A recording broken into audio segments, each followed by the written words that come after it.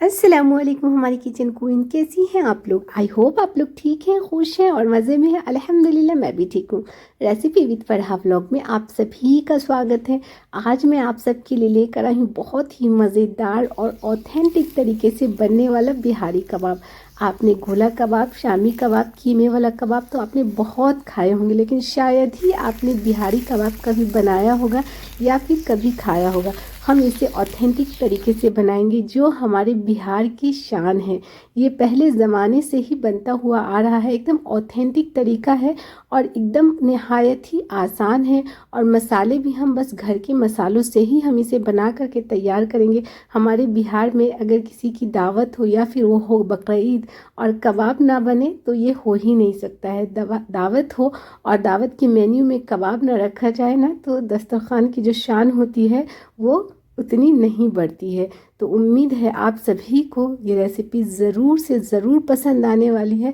और इतनी सॉफ्ट ये कबाब बन करके तैयार होती है। बिना खीमे वाला कबाब है, सिर्फ गोश्त को काट करके ही हम इसे बनाएंगे और आपको बिल्कुल पता भी नहीं चलेगा कि हमने इसे बिना खीमा का बनाया है। तो हम इसे आज पूरे तरीके से एक एक स्टेप हम आपको बताएंगे कि हम इसे काटेंगे कैसे, हमें इसे जो है शीक में कैसे लगाना है। तो हर चीज़ में आज मैं आपको बताने वाली हूँ। तो वीडियो थोड़ी लंबी हो जाएगी, लेकिन आप लोग ना पूरा एकदम इत्मीनान से और सही तरीके से देखें। और जब आपने एक बार अगर बना लिया ना ये कबाब, तो अब सारे कबाब बनाने भूल जाएंगे। शायद ही आपको किसी ने इतनी नहायत ही आसान और एकदम ऑथेंटिक तरीके वाली रेसिपी आपको किसी ने भी दी होगी। और अगर आपने कभी ट्राई नहीं किया है तो आप एक बार इसे ज़रूर बनाएं। तो चले चलते हैं हम इसे बनाने के लिए। हमने यहाँ पे मटन लिया है। मटन ये हमारा 1 केजी के बराबर है। मटन में अगर आप रान वाला गोश्त लेंगे ना तो वो ज़्यादा अच्छा होगा। और इसे हमने, या तो आप इसे बड़े पीस में भी रख सकती हैं या फिर आप इसका छोटा छोटा पीस भी काट सकती हैं। अब इसे अच्छे तरीके से आपको इसके ऊपर जो जालीदार एक परत होती है उसे आपने निकाल देना है और उसे अच्छे तरीके से धो लेना है। आप यहाँ पे चर्बी का भी यानी कि फैट के साथ में भी आप इसे ले सकती हैं। और इसे अच्छे तरीके से धो करके हम इसे छन्नी में डाल देंगे ताकि इसका जो है ना पानी वो निकल जाए। आप इसका पीस देख सकती हैं, अगर आपके पास बड़ा हो छोटा हो कोई सा भी चलेगा। बस हमें इसे इसका एक लेयर जैसी हमें इसे काटनी है। तो चले मैं आपको वो बताऊंगी कि हम इसे काटेंगे कैसे। और आप चाहें तो या तो आप इसे पहले धो लें या फिर चाहें तो आप इसे काटने के बाद भी धो लें, लेकिन हमें इसमें पानी बिल्कुल भी नहीं चाहिए। पानी हमें इसका अच्छे तरीके से खुश्क कर लेना है, यानी कि सुखा लेना है। तो चले मैं आपको पहले नाइफ से मैं आपको काट करके यानी कि चाकू से काट करके मैं दिखाऊंगी। उसके बाद जो अम्मी लोग पहले हम इस हैं, तरीके से पहले इसका ज़माने में काटा पतला जाता था, उस तरीके से जैसा भी मैं काट आपको लेंगे। बताऊंगी।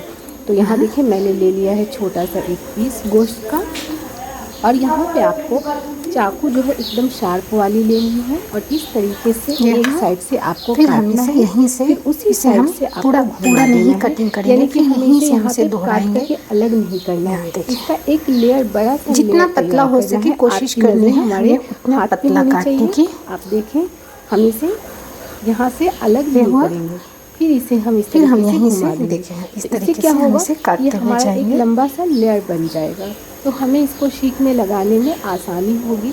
हाँ, छोटा भी अगर आपका कटेगा तो भी कोई प्रॉब्लम नहीं। ध्यान ये रखना है कि हमारा नाइफ चाकू जो है वो एकदम तेज यानी कि शार्प होनी चाहिए। इसी तरीके से हम इसे घुमा करके छोटे भी कटेंगे तो भी चलेगा, लेकिन लंबा रहेगा काटने में तो कटेगा। तो हमें उसे इसमें टर्न कर देना है और हम जो स्टिक में जो डालेंगे ना कर देना है काटना। तो इसी तो तरीके से आसानी जितना होगी। लंबा बस हो सके, जितना बड़ा आप काट सकती हैं काट लें। और ध्यान ये रखना है जितना पतला होगा उतना अच्छा है, कबाब उतना ही हमारा अच्छा सॉफ्ट गलेगा। यहाँ देखिए शायद आपको समझ में नहीं आ रहा होगा, लेकिन अभी मैं आपको पीस दिखाऊंगी ना तो आपको एकदम अच्छे तरीके से समझ में आ जाएगा। देखिए ना, बस इसी तरीके से हम इसे काटते हुए जाएंगे। देखें यहाँ एक पीस हमने इस तरीके से काटे। आप चाहें तो इस तरीके से गोश्त के ऊपर फिंगर रख के यानी कि उंगली रख करके भी आप इसे काट सकती हैं। जब बस इसे थोड़ा काटना, हम ये नहीं कह सकते हैं कि आसान है, मुश्किल है पर नामुमकिन नहीं है। हाँ, लेकिन आप एक बार काटना शुरू करेंगे तो धीरे धीरे आपको काटना आसान लगने लगेगा। इस तरीके से हम सारे गोश्त को जो है ना वो काट लेंगे। ये तो हो गया हमारा नाइफ से।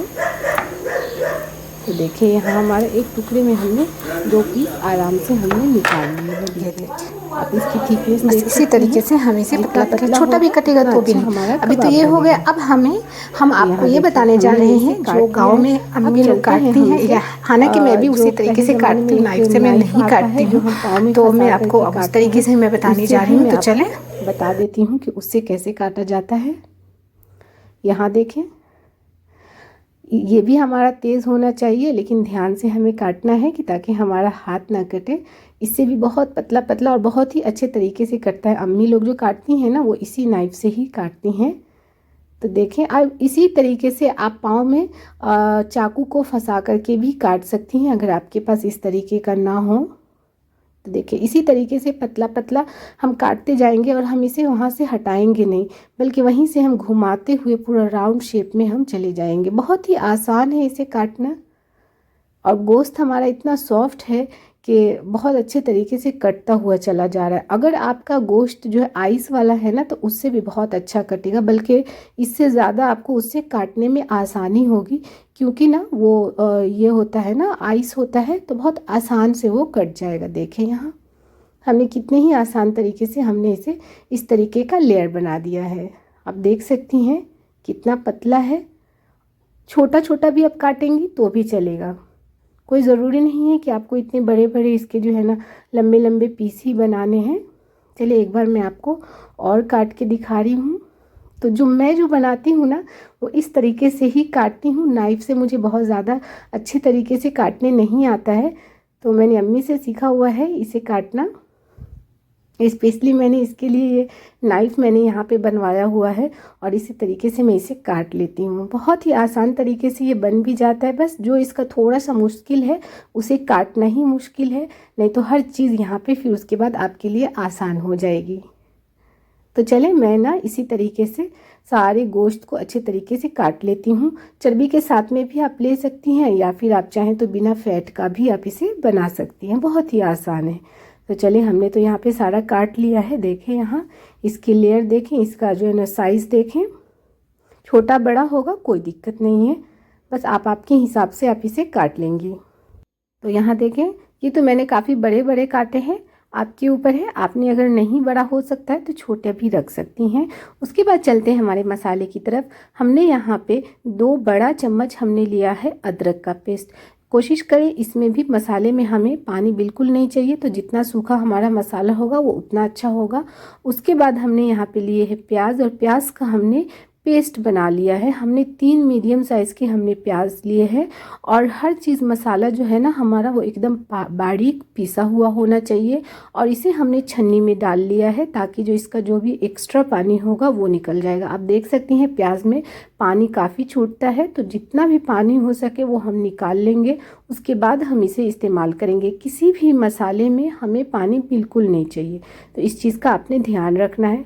और हर मसाला यानी कि अदरक हो गया और प्याज हो गया, तो ये सब चीज़ हमें एकदम बारीक में चाहिए। पपाया का पेस्ट भी हम इस्तेमाल करेंगे तो वो भी हमें एकदम बारीक चाहिए। उसके बाद हम यहाँ पे 3 छोटा चम्मच डालेंगे लाल मिर्च का पाउडर। ये थोड़ा चटपटा और तीखा होता है तो ज़्यादा मज़ा आता है, लेकिन आप आपके हिसाब से और मिर्ची आपको कितनी रखनी हो उस हिसाब से आप रख लेंगी। और 1 छोटा चम्मच हम डालेंगे कलर मिर्चा, सिर्फ कलर के लिए है। अगर आपको नहीं डालनी है तो आप बिल्कुल इसे स्किप भी कर सकती हैं, कोई ज़रूरी नहीं है। उसके बाद 2 छोटा चम्मच हम लेंगे भुने हुए ज़ीरे का पाउडर। ये हमारा भुना हुआ ज़ीरा है। उसके बाद यहाँ पे 1 छोटा चम्मच हम लेंगे काली मिर्च का पाउडर। ये भी हमारा भुना हुआ ही होता है, भुने हुए से ज़्यादा टेस्ट आता है। उसके बाद हम लेंगे 2 छोटा चम्मच गरम मसाला। ये हमारा होममेड गरम मसाला है। अगर इसकी रेसिपी आप लोगों को चाहिए तो हमारे चैनल पे जाकर के आप लोग इसे देख सकती हैं। मसाला इसमें बहुत कम जाता है, ज़्यादा मसाले नहीं जाते हैं। हाँ, लेकिन मसाले की जो क्वांटिटी होती है वो हमें अच्छे तरीके से डालनी है। 1 छोटा चम्मच हम डालेंगे यहाँ पे नमक। कोई भी मसाला आप आपके हिसाब से ऊपर नीचे कर सकती हैं, हाँ, लेकिन मसाला अच्छे क्वांटिटी में हमें डालनी है। उसके बाद कई लोग यहाँ पे जो है बिहारी कबाब का जो मसाला आता है वो भी इस्तेमाल करती हैं, लेकिन हम लोग जो है ये ज़्यादातर बिहार में इस्तेमाल नहीं होता है, क्योंकि हमने हमेशा से देखते हुए आई हूँ बनाते हुए अम्मी लोगों को, दादी लोगों को, तो वो लोग जो है ये सब मसाले इस्तेमाल नहीं करती हैं। और आज भी मैं बिल्कुल मसाला इस्तेमाल नहीं करूँगी, लेकिन अगर आप लोगों को करना हो तो आप यहाँ पे 2 छोटा चम्मच जो है मसाला डाल सकती हैं। बिना मसाले के भी आपके जो है कबाब एकदम परफेक्ट और भर के एकदम टेस्टी बनेंगे। उसके बाद हमने यहाँ पे हाफ कप के बराबर रिफाइंड ऑयल डाला है।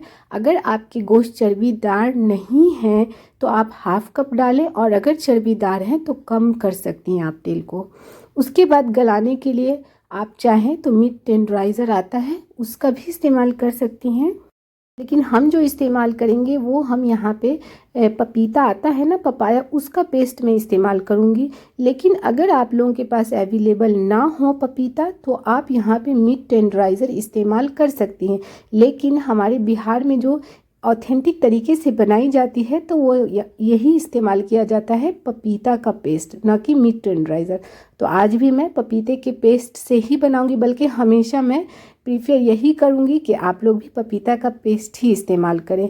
तो 2 छोटा चम्मच हमने यहाँ पे डाल दिया है पपीता का पेस्ट। मैं फिर से आपको ये चीज़ रिपीट कर रही हूँ, अगर आप चाहें तो मीट टेंडराइज़र बेशक इस्तेमाल कर सकती हैं। और अगर आप बड़े का गोश्त ले रही हैं तो थोड़ा सा आप यहाँ पे पपाया जो है वो थोड़ा ज़्यादा डालेंगी। हमने बकरे का गोश्त लिया है। अब हम इन सभी चीज़ों को हम अच्छे तरीके से मिक्स करेंगे। और पपाया का पेस्ट भी आपको एकदम बारीक लेना है। अगर बारीक नहीं लेंगी तो वो आपके गोश्त में नहीं लगेगा, तो आपका गोश्त जो है वो नहीं गलेगा। पपाया का पेस्ट हम इसलिए डालते हैं कि ताकि हमारा गोश्त जो है वो अच्छे तरीके से गल जाए।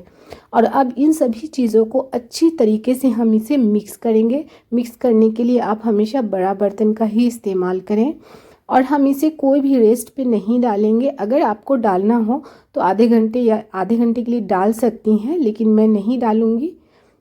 और यहाँ पे आप ना मिर्च, मसाला, नमक सब चीज़ टेस्ट कर लें। अगर आपको नमक कम लगे तो आप यहाँ पे नमक डाल सकती हैं। मुझे थोड़ा कम लगा था तो मैंने यहाँ पे नमक डाल दिया है। अब इन सभी चीज़ों को अच्छे तरीके से मिक्स करके हम इसे शीख में हम डायरेक्ट लगा लेंगे, क्योंकि पपीता है तो हमें इसे रेस्ट पे देने की ज़रूरत बिल्कुल भी नहीं है। तो यहाँ देखिए मैंने इस तरीके का लोहे वाला जो सीख आता है ना वो हमने लिया है। अगर आपके पास वो चौड़ा वाला जो आता है जिसमें हम कीमे वगैरह का कबाब भी बनाते हैं, अगर वो भी होगा ना तो उसमें भी आप इसे बहुत आसान तरीके से बना सकती हैं। तो अब यहाँ आप एक चीज़ का ध्यान दें कि मैं इसे लगा कैसे रही हूँ। इसका 2 ही काम है, एक है इसे काटना और दूसरा काम है इसे सीख में लगाना। अगर आपने पहली बार ये वीडियो देख रही हैं, अगर ये कबाब बनाना सीख रही हैं, तो आप बिल्कुल आसान तरीके से इसे बनाएं और खाएं। बहुत ही आसान है, बस इसे गौर से देखें कि हम इसे लगा कैसे रहे। जो पहले वाला हमारा मुंह, इसका गोश्त का जो पहला पार्ट है उसे हम इसमें अपने शीख में डालेंगे, और इसी तरीके से ज़िग ज़ैग करके हम इसे देखें। यहाँ आप घुमा घुमा करके आप इसे सीख में डालते हुए चली जाएं, और जो सबसे लास्ट में बचेगा उसे भी हम अच्छी तरीके से इसमें डाल देंगे। और उसके बाद अच्छे तरीके से हम यहाँ पे इस तरीके से आप देख सकते हैं, आप मेरी हाथों को देखें, इस तरीके से टाइट आपको इसे बनाना है और अच्छे तरीके से टाइट करना है। अगर टाइट आप नहीं करेंगे तो फिर वो आपको यानी कि बनाने के बाद जो है वो अलग अलग हो जाएगा और आपका सीख जो है वो मोटा नहीं बनेगा। कई लोगों का कबाब आपने देखा होगा वो पतला ही रह जाता है, तो उससे वो क्यों होता है? उसका रीज़न ये होता है कि हमने सीधे सीख में लगाया और डालते हुए चले गए, उसे हमने हाथ से टाइट नहीं किया, तो ये चीज़ हो जाती है। तो आप डालते हुए जाएं सीख में और इसे इस तरीके से दबा दबा करके एक दूसरे के साथ में जोड़ते हुए चली जाएं। देखें आप, तो है ना एकदम आसान और एकदम ऑथेंटिक तरीका। देखें यहाँ हमारा सीख जो है बिल्कुल एकदम अच्छे से तैयार हो चुका है। और हाँ, अगर आप चाहें तो यहाँ पे मस्टर्ड ऑयल का भी इस्तेमाल कर सकती हैं, उससे भी ना टेस्ट बहुत मज़े का आता है, लेकिन आज मेरे पास अवेलेबल नहीं था। तो चले मैं आपको एक बार और करके दिखाती हूँ। देखिए यहाँ पहले हमने उसका जो पहला मुंह था उसको हमने अपने सीख में डाला और ज़िग ज़ैग करते हुए घुमाते हुए हम इसे अच्छे तरीके से हम इसे डालते हुए चले जाएंगे। थोड़ा ध्यान से हम डालेंगे क्योंकि ये सीख के मुंह जो होते हैं ना वो बहुत बारीक और पतले होते हैं, तो थोड़ा हिसाब से करें कि ताकि आपको ये लगे नहीं, हर्ट ना हो। और बस इसी तरीके से हम इसे दबाते हुए चले जाएंगे और थोड़ा थोड़ा मसाला हम इसके ऊपर भी डाल देंगे। बिल्कुल आपके कबाब ना ही गिरेंगे और ना ही हार्ड बनेंगे अगर आपने हमारी रेसिपी को पूरी फॉलो करी है तो यहाँ देखें हमने अपने सीख में कबाब सारे अच्छे तरीके से भर लिए हैं, देख सकती हैं आप। और आपका जो ब्राई स्टैंड है जिसमें आपको बनानी है उसी हिसाब से आप ना सीख में लगाएं कि ताकि वो अच्छे तरीके से फिट हो जाए। अब यहाँ देखें हमारा कोयला जो है बिल्कुल तैयार है। बहुत ज़्यादा आपको कोयला भी नहीं डालना है और बहुत कम भी नहीं डालना है। अगर आप कम डालेंगी ना तो पपाया की वजह से आपके कबाब गिर जाएंगे, तो मीडियम हमें इसका हीट रखना है। आप यहाँ देख सकती हैं बहुत धूप हो रही है तो इसलिए जो है वीडियो बहुत अच्छी नहीं आई है क्योंकि धूप बहुत कड़क थी। देखें यहाँ इसका कलर देखें। अब हम इसे यहाँ पे कंटिन्यू खड़े रहना है, खड़े होकर के हम इसे इस तरीके से घुमाते हुए जाएंगे। अगर आपने थोड़ा सा भी इसे कोयले पे लंबे टाइम के लिए छोड़ दिया ना तो वो फिर एक साइड से आपका जो है कबाब वो जल जाएगा।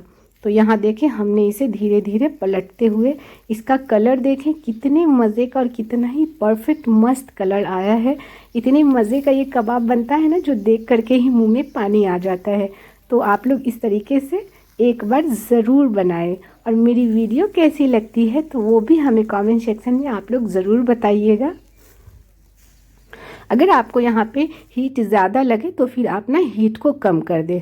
तो यहाँ देखिए हमारा कबाब जो है बिल्कुल तैयार हो गया है। और उसके बाद अब हमने लिया है यहाँ पे प्लास्टिक के ऊपर थोड़ा सा हमने देसी घी ले लिया है और इसको हम हल्का हल्का हम दबाएंगे नहीं, बस हम इसे चारों तरफ से गरम गरम कबाब के ऊपर ही लगाएंगे। इससे टेस्ट और दुगना हो जाता है। आप चाहें तो ब्रश की मदद से ऊपर से भी लगा सकती हैं, लेकिन हमारे यहाँ हमारी अम्मी इस तरीके से ही लगाती हैं। तो बस देखें हमने सारे कबाब के ऊपर इसी तरीके से घी लगा दिया है। आप चाहें तो यहाँ पे बटर भी लगा सकती हैं। उम्मीद है आज की रेसिपी आप सबको ज़रूर पसंद आई होगी और कैसी लगी हमारी रेसिपी हमें कमेंट सेक्शन में ज़रूर बताइएगा। और कौन कौन बिहार से है, कौन कौन ये रेसिपी जानता है, कौन कौन अपने घर में बनाता है तो वो भी हमें ज़रूर बताइएगा। हम तो ऑब्वियसली बिहार से है तो मैंने बचपन से ही ये रेसिपी अम्मी को बनाते हुए, देखते हुए और खाते हुए भी आ रही हूँ, तो मुझे तो बड़ा मज़ा आता है। आप लोग हमें ज़रूर बताएंगे कि कैसी लगे हमारी रेसिपी और कौन कौन घर में बना रहा है।